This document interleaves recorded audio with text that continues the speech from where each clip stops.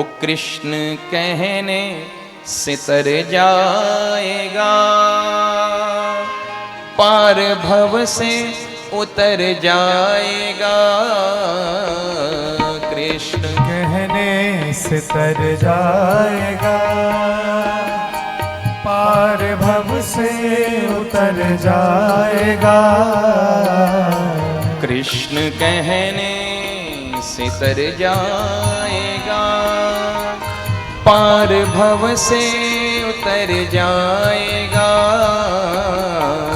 कृष्ण कहने से तर जाएगा, पार भव से उतर जाएगा। होगी घर घर में चर्चा तेरी,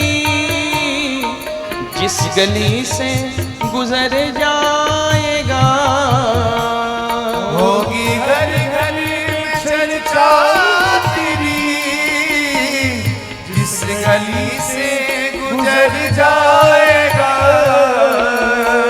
बड़े बड़े सेठ साहूकार गुजरते थे, कोई ना देखता, लेकिन जिस गली से कृष्ण की दीवानी मीरा निकल जाती, अरे अरे चलो चलो देखो कृष्ण की दीवानी मीरा एक तना बजाते हुए मेरे तो गिरधर गोपाल गाते हुए जा रही है, चलो चलो दर्शन करो। महाराज गली में भीड़ लग जाती दोनों ओर मीरा को देखने के लिए। होगी घर घर में चर्चा तेरी, जिस गली से गुजर जाएगा। होगी घर घर में चर्चा तेरी, जिस गली से गुजर जाएगा। जिस गली से गुजर जाएगा, जिस गली से गुजर जाएगा। कृष्ण कहने से तर जाएगा, पार भव से उतर जाएगा। कृष्ण कहने से तर जाएगा, पार भव से उतर जाएगा। बड़ी मुश्किल से नर्तन मिला, क्या पता फिर किधर जाएगा। बड़ी मुश्किल से नर्तन मिला, क्या पता फिर किधर जाएगा। बड़ी मुश्किल से नर्तन मिला, बड़े भाग मानुस्तन पावा, सुर दुर्लभ सदग्रंथन गावा। बड़े भाग, देखो मेरे भाई, जिसके भाग्य नहीं बड़े भाग्य होते हैं, जिस पर भगवान की कृपा नहीं अति कृपा होती है, उसको मनुष्य का शरीर मिलता है। नहीं तो ठाकुर जी हमको नाली का कीड़ा भी बना सकते थे, मक्खी बना सकते थे, मच्छर बना सकते थे, कुत्ता बना सकते थे, गधा बना सकते थे, चील कौवा बना सकते थे। हम भगवान का क्या बिगाड़ लेते बताओ जरा। जब परमात्मा देखते हैं कि 84 लाख योनियों में यह फंस चुका है, पुनरपि जननम पुनरपि मरणम पुनरपि जननी जठरे शयनम, बार बार बार बार जन्म लिए जा रहा है, जन्म लिए जा रहा है, अब इस पर कृपा कर दो। तो अति कृपा जब होती है ठाकुर जी की, बड़े भाग मानुष तन पावा, फिर ये मनुष्य का शरीर मिलता है। साधन नाम मोक्ष करी द्वारा। गोस्वामी जी ने तो बार बार यही कहा, दो चीजों को बड़ा दुर्लभ बताया, बड़े भाग मानुष तन पावा और बड़े भाग पाइए सत्संगा। सत्संग और ये मनुष्य का शरीर बड़े भाव से मिलता है, बड़े ठाकुर जी की कृपा से मिलता है। हाँ?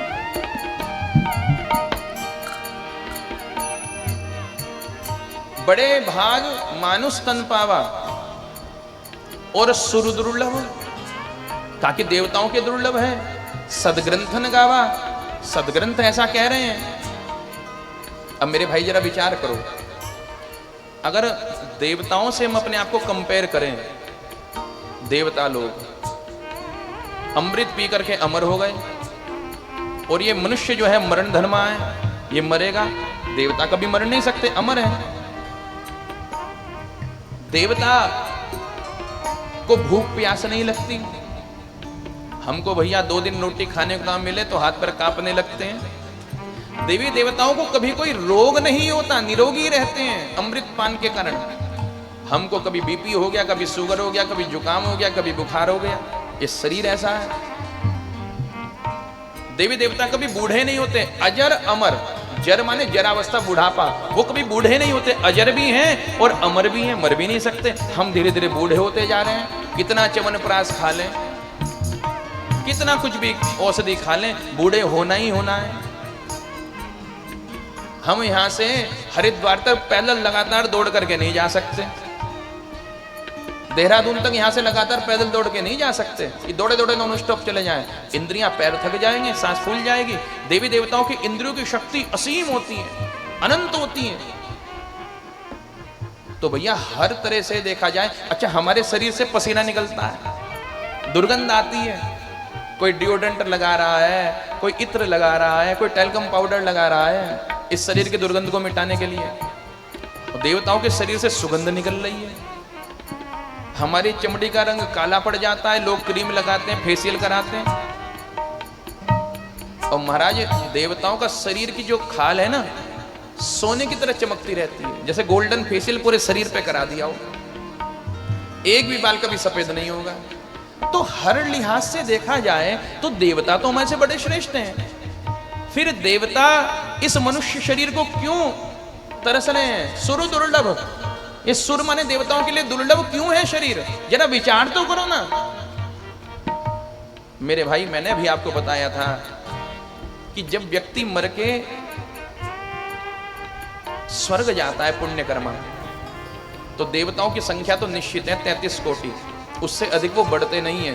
शिव महापुराण की कथा है, पार्वती जी ने श्राप दे रखा है कि किसी को भी देवी देवताओं को संतान उत्पत्ति नहीं होगी। नहीं तो अब तक 36-37 करोड़ हो गए होते, 33 करोड़ से। अब कोटि का मतलब प्रकार भी होता है, करोड़ भी होता है। अब ये शिव महापुराण की कथा है कार्तिकेय भगवान के जन्म के। हाँ तो मेरे भाई अब जो जा रहा है ना वो टेम्परेरी देवता है, वो परमानेंट नहीं है। तो उसको अमृत पिलाते नहीं है। अमृत अगर एक एक बूंद छींटा मारने लगे तो सारा अमृत खत्म हो जाएगा। इतनी मुश्किल से अमृत समुद्र मंथन से मिला।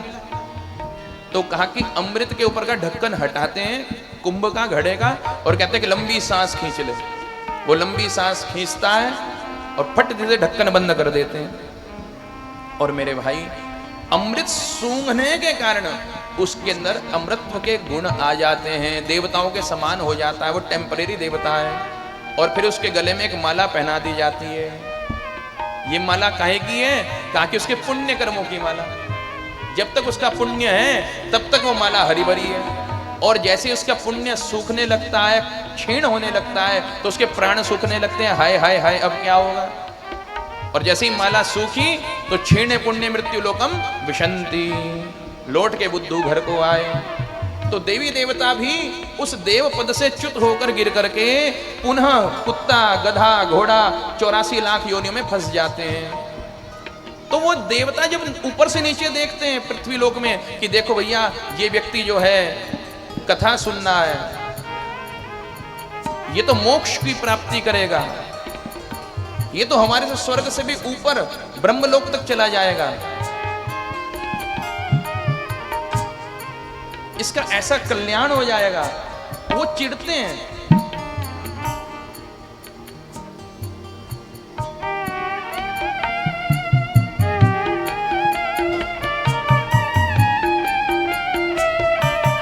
कहते हैं कि भैया ये तो हमसे भी ऊपर चला जाएगा, ये मोक्ष की प्राप्ति कर लेगा। मरने के बाद 3 गति होती है, दुर्गति, सदगति और परम गति। मर के नरक गया दुर्गति, मर करके स्वर्ग गया सदगति, और ना स्वर्ग गया ना नरक गया। भजन करके, दिव्य पुण्य साधन करके भगवत कृपा से परम गति को प्राप्त हो गया, मुक्ति को प्राप्त हो गया। भगवान चाहे तो चींटी को ब्रह्मा बना सकते हैं, ब्रह्मा को चींटी बना सकते हैं ठाकुर जी चाहे तो, उनके हाथ में है। किस देवता को आज जिसको इंद्र बनाया उसको अगले जन्म में क्या बना दे कुछ पता नहीं। आज भले ही वो देवताओं का राजा है। तो इसलिए देवता भी कहते हैं सुरु दुर्लभ सदग्रंथन गावा, ये जो मनुष्य शरीर मिल गया ना, साधन धाम मोक्ष करे द्वारा, इससे तुम मुक्ति तक प्राप्त कर सकते हो, भगवत भक्ति प्राप्त कर सकते हो, अरे भगवान को भी प्राप्त कर सकते हो। इसीलिए कहा बड़ी मुश्किल से नर तन मिला, क्या पता फिर किधर जाएगा। बड़ी मुश्किल से नर तन मिला, क्या पता फिर किधर जाएगा। क्या पता फिर किधर जाएगा, क्या पता फिर किधर जाएगा। कृष्ण कहने से सर जाएगा, पार भव से उतर जाएगा। कृष्ण कहने से तर जाएगा, पार भव से उतर जाएगा। सब कहेंगे कहानी तेरी, काम ऐसा जो कर जाएगा। सब कहेंगे कहानी तेरी, काम ऐसा जो कर जाएगा। सब कहेंगे कहानी तेरी। अच्छा एक बात बताओ, आज से 1000 साल पहले सबसे बड़ा सेठ कौन था बताओ जरा। नहीं पता। 500 साल पहले कौन था भैया। आज से 2-4 हजार साल बाद लोग अंबानी को भूल जाएंगे, टाटा को भूल जाएंगे, बिरला को भूल जाएंगे। ये जितनी महान हस्तियां आज है ना, कोई इनकी कहानी नहीं कहेगा। सचिन तेंदुलकर को भूल जाएंगे, ये जितने हीरो हीरोइन है उनको भूल जाएंगे, समझे। 2-4 हजार साल बाद ही कोई इनकी कहानी कहने नहीं बैठेगा। ध्रुव जी और प्रहलाद जी कब हुए? सतयुग में, और आज तक कलयुग तक उनकी गाथा कही जा रही है। क्यों? कृष्ण नाम लेने से। मीरा ने जहर का प्याला पिया और मीरा वो छत्राणी पी गई जहर का प्याला, वो अमृत का काम कर गया, मीरा अमर हो गई। जब तक दुनिया रहेगी ना तब तक मीराबाई की लोग कहानी कहते रहेंगे। सेठ साहूकार की कहानी कोई नहीं कहता, सुदामा की कहानी हमेशा कही जाएगी। सब कहेंगे कहानी तेरी, काम ऐसा जो कर जाएगा। सब कहेंगे कहानी तेरी, हरि बोल। काम ऐसा जो कर जाएगा। काम ऐसा जो कर जाएगा, काम ऐसा जो कर जाएगा। कृष्ण कहने से तर जाएगा, पार भव से उतर जाएगा। कृष्ण कहने से तर जाएगा, हरि बोल। पार भव से उतर जाएगा। उसके आगे तो झोली फैला, दाता झोली को भर जाएगा। उसके आगे तू झोली फैला, दाता झोली को भर जाएगा। ये झोली संसारियों के आगे मत फैलाओ, अपनी झोली फैलानी है तो उसके आगे फैलाओ जिसके आगे पूरे संसारी फैला रहे हैं। साक्षात डायरेक्ट देखो, परमात्मा और तुम्हारे बीच में किसी बिचौलिए की जरूरत नहीं है। किसी बिचौल, जैसे हमको कोई प्लाट खरीदना है तो एक ब्रोकर चाहिए, एक जो दलाल बोलते हैं ना जिसको, भाई ये बेचने वाला, ये खरीदने वाला, भाई एक मध्यस्थता कर। किसी दलाल की जरूरत नहीं है, परमात्मा तुम्हारे स्वतः ही है। कोई कहे कि मैं तुम्हें भगवान से मिलवा दूंगा, नहीं, भगवान तुम्हें मिले मिलाए हैं। अयम आत्मा ब्रह्म, आपको केवल जानना है, आपको मानना है, आपको समझना है। संत और ग्रंथ आपको मिलवा नहीं सकते, मिलने का रास्ता दिखा सकते हैं, आपका पथ प्रदर्शन कर सकते हैं, आपके पथ प्रदर्शक बन सकते हैं, मार्ग बता सकते हैं। मेरे भाई, मुगल काल की बात, एक फकीर था, जैसे हमारे यहाँ हिंदू धर्म में संत महात्मा बोलते हैं ना, ऐसे बोलते हैं फकीर। उसके गुरु पीर की कुछ वो टूट गई मजार, कुछ साइड से दीवार, तो पैसा इकट्ठा कर रहा है कि नहीं बन जाए, तो पैसा नहीं मिल पा रहा। तो उसे पता लगा जो अकबर है बादशाह, वो सुबह सुबह दान देता है, खैरात जकात आदि निकालता है, ऐसा कुछ बोलते हैं, ठीक है। तो जो भी फकीर उसके यहाँ चला जाता है, मुंह मांगा उसको दान देता है, ठीक है। अब महाराज वो फकीर भी चला गया कि मैं अपने पीर गुरु के लिए जाऊं। अब महाराज गया तो उसको रोक दिया सैनिकों ने। सैनिकों ने कहा कि अभी आप नहीं जा सकते। कि क्यों? कि बादशाह इबादत कर रहे हैं, इबादत जो जैसे वो नमाज वगैरह जो भी पढ़ने का नियम धर्म होता है वो सब कर रहे हैं। कहा कि भैया मैं देखना चाहता हूं। कहा कि नहीं, आप देख नहीं सकते, डिस्टर्ब हो जाएगा, मना कर रखा है अकबर ने कि भैया मैं दूर से देखूंगा, बोलूंगा कुछ नहीं। ठीक है जी। अब वो दूर से खड़ा हो गया तो उसने फिर देखा कि अकबर क्या कर रहा है। अकबर जैसे पैर मोड़ के बैठते ना वज्रासन में, ऐसा बैठा हुआ है, अपने हाथ ऐसे ऐसे कर रहा है, ऐसे ऐसे वो जो करते हैं दाएं बाएं। तो दाएं बाएं गर्दन करी तो देख लिया उसने कि कोई फकीर आया हुआ मांगने के लिए, पहचान गया। और महाराज उसने कहा कि हे परवरदिगार, मेरा तख्त, मेरा जो गद्दी है वो सलामत रखना, मेरी प्रजा को सलामत रखना, मुझे धनवान रखना, और मेरे शत्रु मेरे पर कुछ कर ना पाए, मेरा राज्य हड़प ना पाए, आदि आदि, ऐसे वो अपनी दुआ मांग रहा है। उसने देखा वो चल दिया, संत चल दिया फकीर। अब चल दिया तो सैनिकों ने तो रोका नहीं, उन्हें क्या, कोई आया था चला गया, नहीं लिया तो नहीं लिया, राजा को पता होगा। अकबर ने इशारा करा कि इसको रोको। रोका गया कि आपको रोक रहे हैं बादशाह के, ठीक है।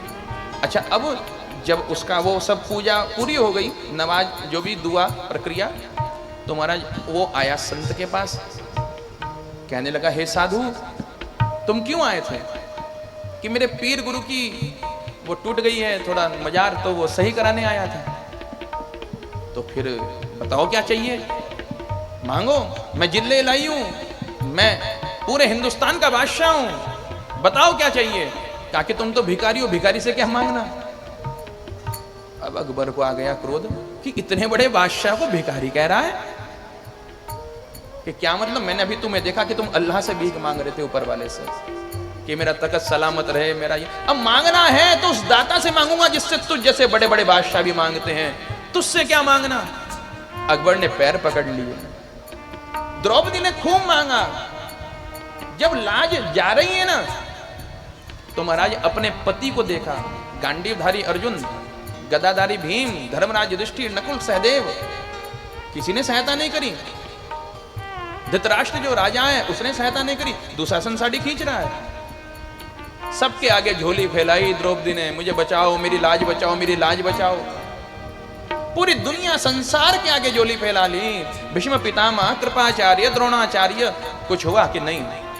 याद किया है गोविंद को, गो बोला विंद बोल भी नहीं पाई, भगवान का चीरा अवतार हो गया। इसीलिए कहा उसके आगे तू झोली फैला, दाता झोली को भर जाएगा। उसके आगे तू झोली अनन्यास चिंतयन्तो मां ये जनाः पर्युपासते तेषां नित्याभियुक्तानां योगक्षेमं वहाम्यहम्। उसके आगे तू झोली फैला, दाता झोली को भर जाएगा। उसके आगे तू झोली फैला, दाता झोली को भर जाएगा। हो दाता झोली को भर जाएगा, दाता झोली को भर जाएगा। कृष्ण कहने से तर जाएगा, पार भव से उतर जाएगा। कृष्ण कहने से तर जाएगा, पार भव से उतर जाएगा। सभी गाएंगे साथ में, कृष्ण कहने से तर जाएगा। अब सभी लोग साथ में राधा कृष्ण भगवान का नाम लेंगे। सभी प्रेम से बोलिए, राधे कृष्ण कृष्ण कृष्ण राधे राधे। हरे कृष्ण कृष्ण कृष्ण राधे राधे। राधे श्याम श्याम श्याम राधे राधे। राधे श्याम श्याम श्याम राधे राधे। राधे कृष्ण कृष्ण कृष्ण राधे राधे। राधे श्याम श्याम श्याम राधे राधे। ओ राधे कृष्ण कृष्ण कृष्ण राधे राधे। राधे श्याम श्याम श्याम राधे राधे। राधे कृष्ण कृष्ण कृष्ण राधे राधे। राधे श्याम श्याम श्याम राधे राधे। कृष्ण कहने से तर जाएगा, पार भव से उतर जाएगा। कृष्ण कहने से तर जाएगा, पार भव से उतर जाएगा। ओ कृष्ण कहने से तर जाएगा, पार भव से उतर जाएगा। कृष्ण कहने से तर जाएगा, पार भव से उतर जाएगा।